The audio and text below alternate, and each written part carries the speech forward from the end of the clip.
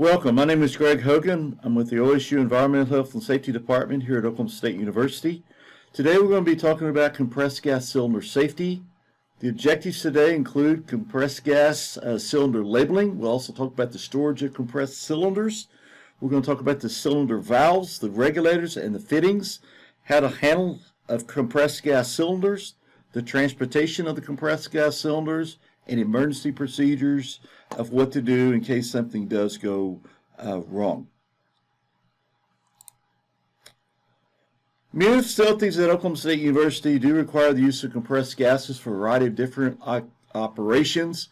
If you go into OSHA 29 CFR 1910.101, that will be your compressed gas cylinder standard. Some basic safety tips for handling compressed gas cylinders include, which is very important, clearly label all cylinders. Ensure labels are durable. Do not accept cylinders that do not have clearly labeled information on them. Color coding is not a reliable means of identification. And make sure that you store the gas cylinder in an upright position and out of direct sunlight, and also away from ignition sources. The other thing too is, kind of keep this in mind, is the cylinder's content label is an unknown, and of course contact the manufacturer immediately if you do run across a cylinder that you have no idea what that particular cylinder contains. Compressed gas cylinders basically present a unique hazard. Depending on the gases in that cylinder, it can be potentially simultaneous exposure, such as mechanical and also chemical type hazards. Some of the gases you may be working with may be flammable. They also may be working with oxygen. You may also be working with explosive type gases. Also, there's corrosive, there's poisonous or highly toxic and even inert gases. And the other type of gas you may not think about is the cryogenic liquefied gases, and that does fall underneath compressed gas cylinders. If you'll take a note of the label that you have directly on the cylinder here in the presentation, you will see it's clearly labeled, it's clearly identified, and most importantly is it tells you exactly what kind of gas is in that particular cylinder. It also tells you the caution or the warning, things to kind of look for there, will also be attached to the cylinder. Before purchasing a compressed gas cylinder, make sure that you review the safety data sheet. Ensure that your facility, your personal protective equipment and equipment to be used and managed the gas safely. Example of that would be gases flammable. Flashpoint lower the room temperature, and high rates of diffusion present a danger of fire or even explosion. Other types of hazards may be reactive or even toxicity of the gas. In other words, could be an asphyxiant. Can also be caused by high concentration, even harmless gases such as nitrogen. Once again, if you refer back to the OSHA 29 CFR 1910.101, and also consult the OSU Environmental Health and Safety Laboratory Manual. Identification. The contents of the gas cylinder must be clearly identified. Identification is either stamped, or it's going to be stamped on the cylinder, or it's going to contain a label. Commercially available three-part tag systems also may be used for identifying and also for the inventory control. The cylinder has to be identified so you know exactly what contents is in that particular cylinder. Identification. Do not accept a compressed gas cylinder that is not legibly identifiable. The other thing too is if the cylinder becomes unclear or an unattached tag is defaced to the point that the contents cannot be identified, the cylinder shall be marked as unknown and returned back to the manufacturer. Never rely on the color of the cylinder. That's something that, once again, varying suppliers use varying different types of colors, so you cannot go off the color of the cylinder. The other thing too is the labels on the caps have little value because the caps are interchangeable. And the other thing too is do not repaint a cylinder for any given reason. Gas lines that you have in the lab that you're working in, as far as working with compressed gases, should be clearly identified and labeled. The other thing too is they need to have a relevant emergency contact number on there as well. Labels should be color coded to distinguish hazard gases such as flammable, toxic, or even corrosive substances. Either use a yellow background or with black letters is what we're kind of looking for there. Signs should be, once again, posted in areas where flammable compressed gases are being stored. And once again, make sure that, once again, the name of that particular gas is noted. And also make sure there's a no smoking and also no open flames to be used around this particular cylinder or where the cylinder is stored at. Mark or label empty containers or cylinders with empty cylinder and basically return them back to the supplier. Take the time to come up with some little small labels you can actually put on these cylinders. One will say empty, one will say in use, and the other one will say it's full. That way it's easy to identify that yes, the cylinder contents are at which particular stage. Storage of cylinders, once again, is very important. Since gas is contained in heavy, highly pressurized metal containers, a large amount of potential energy is going to be from that particular cylinder itself. In other words, if there's any type of problems or that particular cylinder has any type of pressure starts to build up in it or starts to get too hot, once again, there is a potential for it actually to turn from a compressed gas cylinder into a potential rocket, and also, once again, fragmentations from a bomb. The other thing, too, is making sure you note of secure cylinders must be potentially drop, falls, and even trip overs. Those are some secure containers. Well, it's very important to make sure that you do securely attach that cylinder to something that is to a solid structure. Preferably use chains, a third from the top and a third from the bottom. If you're going to supply this particular cylinder, it needs to be secured to something very solid. While in storage, also remember to keep cylinder fittings from becoming contaminated with oils, grease, or even dust. Storage of these cylinders. Make sure the cylinders are stored in a well, dry, ventilated area. Cylinders should not exceed 125 degrees Fahrenheit. When you're storing the cylinders, both empty and also full, in an upright position, and make sure they're secured to something very sturdy or a permanent structure. What we don't want to see is something that is movable that cylinder is attached to, because that cylinder had to get knocked over, it's not going to provide any type of protection, whatever it's secured to. So please make sure you secure it with chains or a non-conductive belt to protect the cylinders from falling over or even becoming endangered. During storage, always close the valve cylinders with the protective caps on unless they are in use. The other most important thing is on these compressed gas cylinders is make sure that valve is turned off if that cylinder is not in use as well. Standard cylinder valve outlet connections have been devised basically by what they call the CGA, or the Compressed Gas Association, to prevent mixing of incompatible gases. The outlet threads vary in diameter.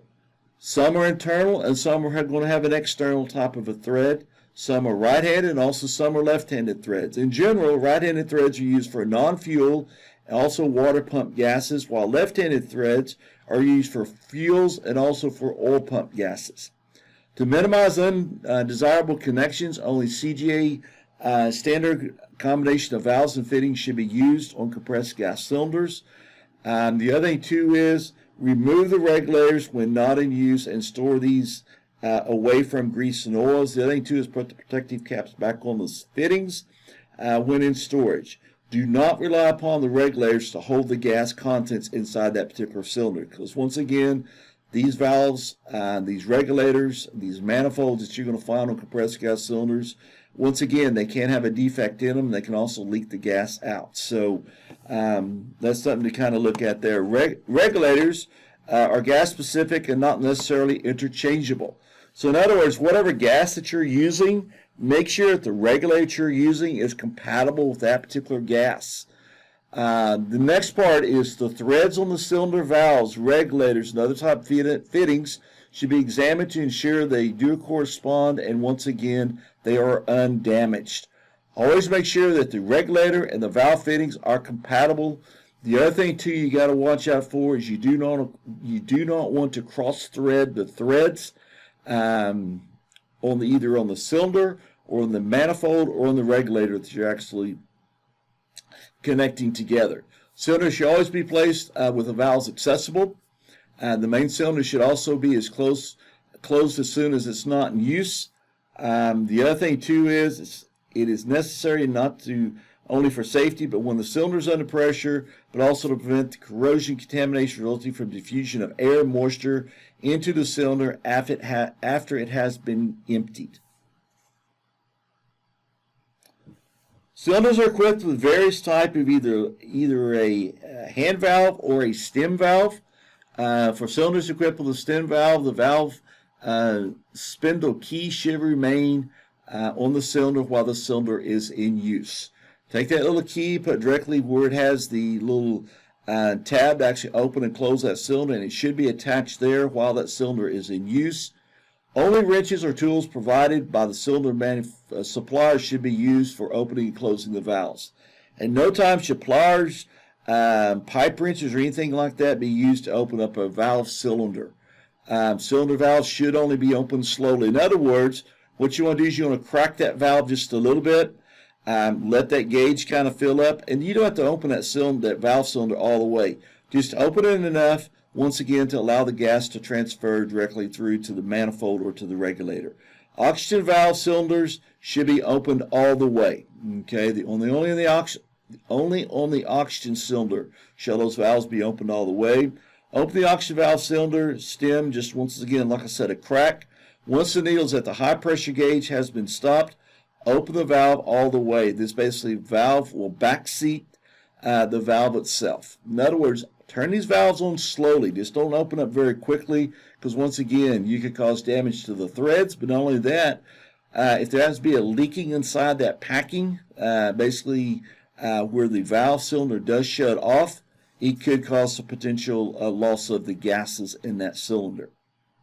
Oxygen cylinders also must have the valve open all the way because of the high pressure in the cylinder.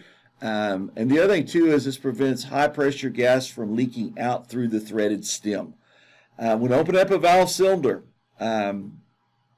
containing any type of irritant or any type of toxic gas, the user should position the cylinder with the valve pointing away from them and warn others working in that particular area. In other words, do not ever have that valve opening directly facing towards your facial areas. Always have it turned away. Cylinders containing flammable gas such as hydrogen and acetylene must not be stored in close proximity to open flames. The open flames also includes maybe some type of a wall heater or maybe some type of an open flame heater that's being used in that particular room area. Another example is where there's areas such as maybe a cutting torch is being used, or you got some type of grinding or some type of welding where there's sparks that can be used. Keep those cylinders away from those particular locations. Areas where electrical sparks are generated or other sources of ignition may be present. So once again, keep those away from any type of compressed gas cylinder that y'all may have out there. Handling use. Once again, if you do have a leaky cylinder is discovered, the cylinder should be removed to a safe place if it is safe to do so.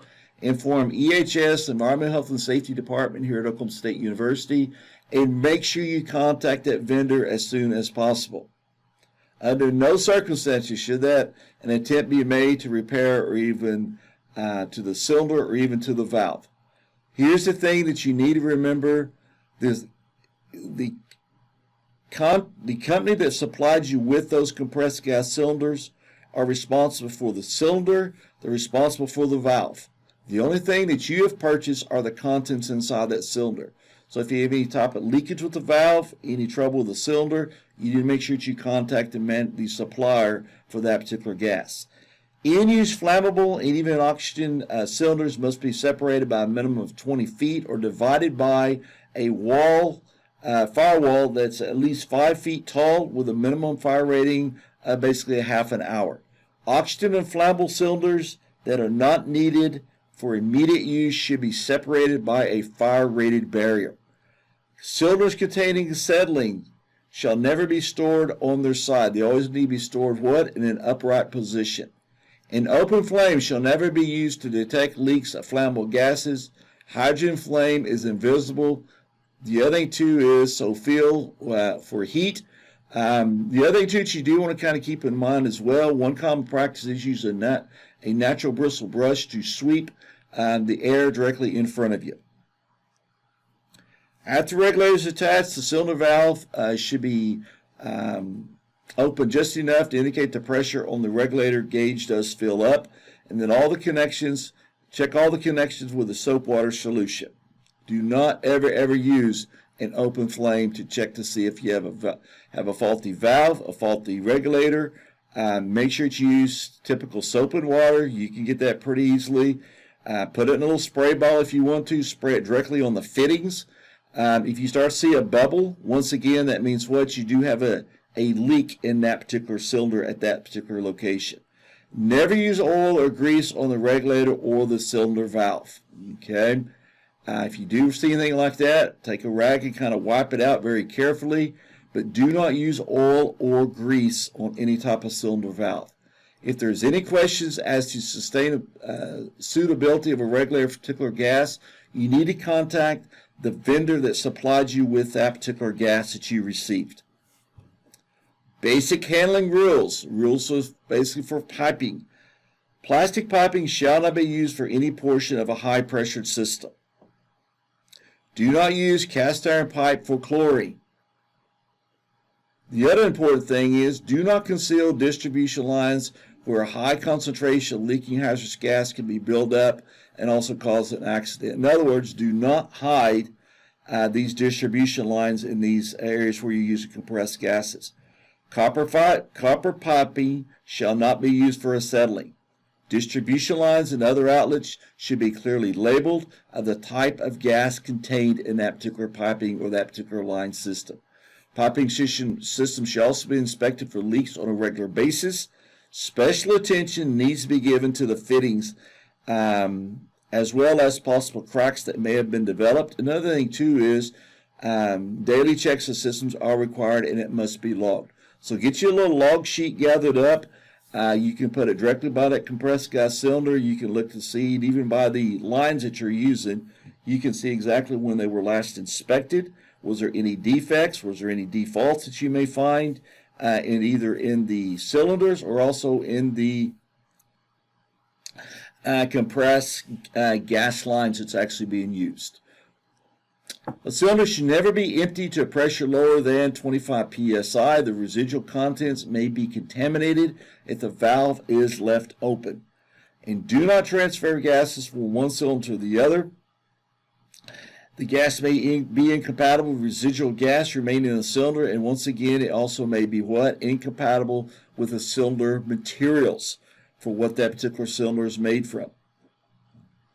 When a cylinder needs to be removed or is empty, all the valves shall be closed, the system bled, and the other thing too is the regulator needs to be removed.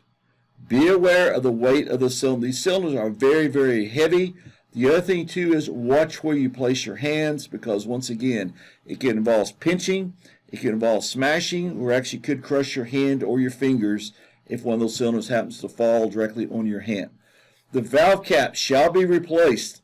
The cylinder shall be marked as empty and returned to a storage area for pickup by the supplier. Empty and full cylinders should be stored in separate labeled areas.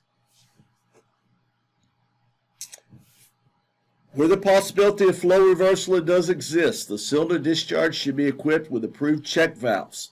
The check valves are another necessity to have on these compressed gas cylinders, and basically what this does, it prevents inadvertent contamination of the cylinders connected to a closed system. In other words, what they call a sucking back.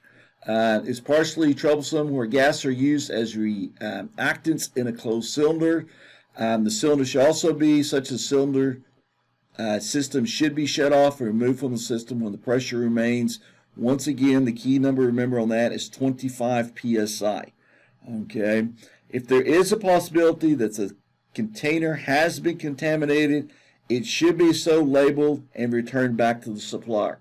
Put some information on that cylinder that you're returning. Let the supplier know what potentially could have happened for that particular cylinder, particularly if you're talking about incompatibility or mixing of the gases unexpectedly. We also have areas where we do have liquid bulk cylinders, maybe used in laboratories where a high volume of gas is needed. These cylinders usually have several valves on the top of the cylinder. All valves should be clearly marked for their function. That's very important to take note of that. The cylinders also must vent their contents when a preset internal pressure is reached. Therefore, they should be stored or placed in the service area where there is adequate ventilation. In other words, on those compressed cylinders, when it gets to a certain PSI, once again, actually will bleed itself off at a given time. So, we've talked about handling of the compressed gas cylinders. Now let's talk about your personal protective equipment when you're handling any type of compressed gas cylinders.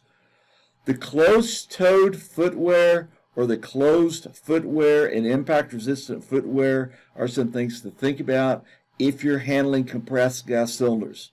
The other most important part of that involves make sure that you do wear safety glasses. The other thing, too, as far as additional PPE that may be required, particularly if you're handling liquid gases or even cryogens, is thermal insulated or leather gloves, protective eyewear, your face shields, a smock, or even a laboratory coat.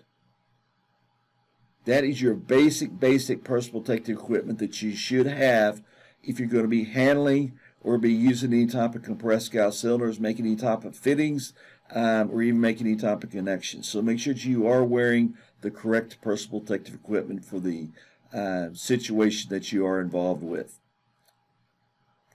Cylinders that contain compressed gas are primarily shipping containers and once again should not be subjected to rough handling or abuse. Such misuse can lead to seriously weaken the cylinders, render it unfit as far as use, transform it into a rocket having sufficient thrust to basically drive it through a masonry wall. These cylinders need to be taken care of. Not only that, but they also need to be secured to something very solid, and they also need to be marked with the type of gases that is in that particular cylinder. Once again, you cannot see these gases, so we need to have some type of identification that's going to be on the outside of the compressed gas cylinder to identify what those contents are. When you transport a cylinder, once again, to protect the valve during transportation and storage, the cap should be screwed on hand tight and remain on until the cylinder is in place and is ready for use. Cylinders should not be rolled and they should not be dragged. In other words, we don't want to see anybody out there laying a cylinder down and rolling it down a hallway. That's what we're looking for there. And definitely do not try to drag a compressed gas cylinder. Get you a two-wheel cart. Make sure it is designed for removing compressed gas cylinders, and make sure that that gas cylinder is secured directly to the wheel cart. Only one cylinder should be handled or moved at a time. Don't try and take two or three. Do individually, one at a time. Make sure these cylinders are being transported or moved from one location to the other. In the photo illustration that you see right there, that is actually a compressed gas cylinder cart that you can actually use to transport compressed gas cylinders from one point to the other if you do need to move them from one location. Let's talk about your emergency procedures. Exposures. The health effects of compressed gases, they do vary depending on the composition of the gas. The basic first aid procedures outlined in the safety data sheet shall be followed. So in other words, if you need a compressed gas cylinder in from your supplier, make sure that you have the safety data sheet for that particular product. It need to match up, okay? Before you use any of the contents in that compressed gas cylinder, take the time to read through the safety data sheet. And the other most important thing is know exactly where the safety data sheets are located in the area that you're working in at any given time. They shall be readily available to the employee in the place of employment. Each laboratory should basically develop a compressed gas safety plan and ensure that all your employees receive documented training on procedures laid out in the plan. If it is not documented, folks, it never ever happened. And once again, what is going to be your safety plan? If you have a compressed gas cylinder fall over in the laboratory, what's y'all's procedures? Do you leave it laying there? You basically go over and try and put the cap back on it and make sure this procedure is written down and make sure every employee, including students, receive the training and make sure that training has been documented. And once again, like I said earlier, if it has not been documented, it never ever happened. So if you're doing any type of safety training classes in a laboratory, doesn't matter how long that particular topic is, doesn't matter what the topic is, if it's safety related, make sure you have documentation to prove that yes, this particular individual did attend, this is what was covered, this is the date, and this is who the person was that trained the employees. All personnel shall be aware of common emergency situations involving compressed gas cylinders. An unused cylinder may tip and become damaged in a manner that does release the internal pressure of the gases, and once again cause the cylinder to become a dangerous high-speed projectile. In other words, it becomes a little rocket inside the laboratory area. A leak can cause high concentration of gas that exceeds safe breathing levels. Unplanned gas reactions can also cause the cylinder to rupture or explode, and flammable gas leaks can cause a buildup of explosive gases. Okay, make sure everyone in your research lab knows exactly what to do in case there is a compressed gas cylinder that does become dropped. It doesn't matter if it's these large cylinders or if it's these real small cylinders. You've got to think about safety 100% of the time while you're working with that particular gas. I shouldn't say 100%. Let's go 110, 115%. Always be thinking about safety if you're handling any type of compressed gas cylinders. Every compressed gas cylinder should be handled with extreme caution. Do not take unnecessary risks to save the equipment. Evacuate the area quickly. A human life is not replaceable, but a building is. If it's safe to do so, shut off the gas supply to the ignited type flammable gas leaks and allow fire to basically burn out while controlling ignition of surrounding materials. Never, ever, ever attempt to extinguish a flammable gas leak without stopping the flow of the gas first, because it will not go out as long as you're having gas flow going directly to that particular location. The only way it's going to stop is if you turn the valve off. Any compressed gas cylinder involved in a fire must be taken out of service and returned to the gas supplier. If you need any help, either in your laboratory, you have questions about compressed gas cylinders, you're not for sure, maybe how to put a manifold on, or maybe how to read the gauge on a compressed gas cylinder, contact EHS. Our phone number is 405-744-7241. That goes to our main office number. And then let that individual know what type of issues you're having or what concerns you may be having, and they'll get you forwarded to the correct individual that can assist in that particular emergency that you may be having. All right, we reviewed the labeling requirements on compressed gas cylinders. We also covered the storage of compressed gas cylinders. We talked about the cylinder valves, the regulators, and the fittings. The other thing, too, we talked about is how to handle compressed gas cylinders, how to transport those cylinders safely. We've covered your emergency procedures, things to kind of look for.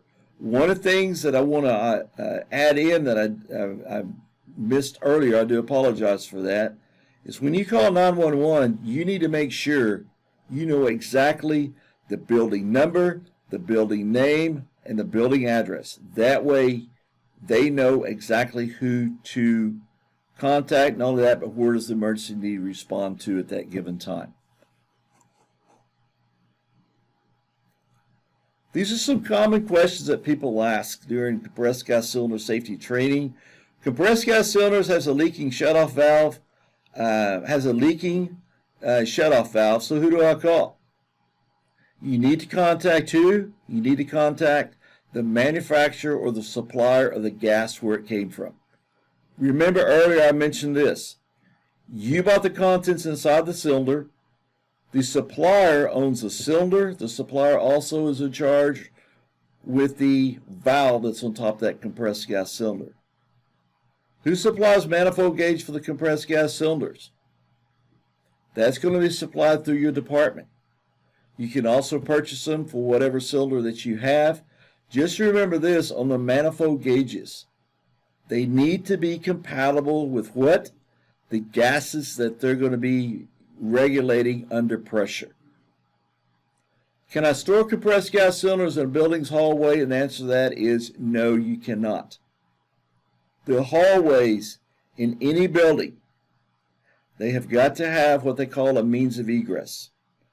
In other words, you've got to be able to get people in. Most importantly is you got to get people out of that building in case there's an emergency of some type. So do not store these compressed gas cylinders in the hallway. You can put them in a separate room. You can put them in your laboratory. Wherever you choose to put these compressed gas cylinders for storage, make sure that the cylinders are secured to something very solid. Where will the chains be located on compressed gas cylinders for securement? If you measure a third from the bottom of that cylinder, you're going to put a metal chain in that location. If you go to the very top of that cylinder, you're going to measure a third down.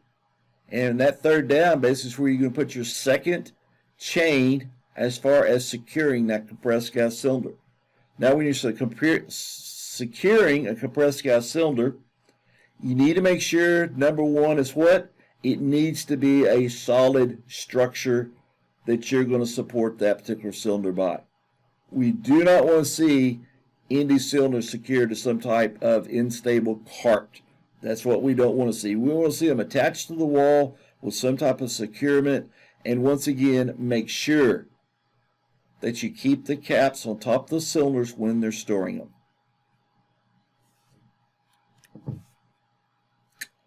All right, that concludes our presentation of compressed gas cylinder safety. If any of y'all have any questions, feel free to give us a call at 405-744-7241, or you can go into ehs.okstate.edu. If you look at the screen right there, that particular slide right there, those are some of the different areas that we have within the Environmental Health and Safety Department. We can help you out on fire issues you may be having, the lab safety, environmental compliance, the laboratory safety, occupational safety, occupational health and medical surveillances, materials management, industrial hygiene, chemical hygiene, and training. Remember this about training.